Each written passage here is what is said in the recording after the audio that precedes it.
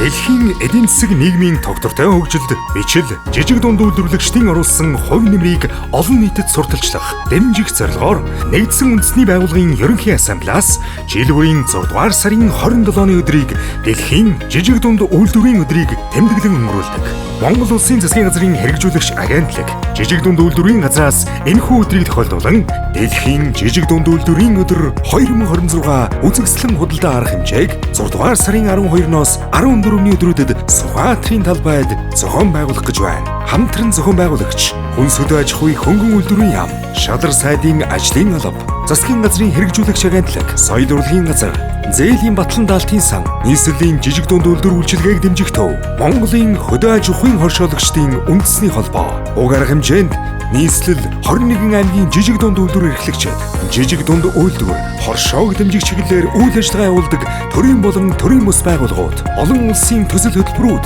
мэргэжлийн зөвлөх үйлчилгээний байгууллагууд оролцсноо. Жижиг дунд үйлдвэр эрхлэгчдийн бараа бүтээгдэхүүнтэй танилцах, бизнесийн харилцаа тогтоох, бараа бүтээгдэхүүнийг үйлдвэрийн үнээр худалдан авах боломжтой энэхүү үзэсгэлэнд иргэд, аж ахуй нэгж, төрийн байгууллагуудыг өргөнөөр оролцохыг хүрж байна. Дэлхийн жижиг дунд үйлдвэрийн өдөр 2026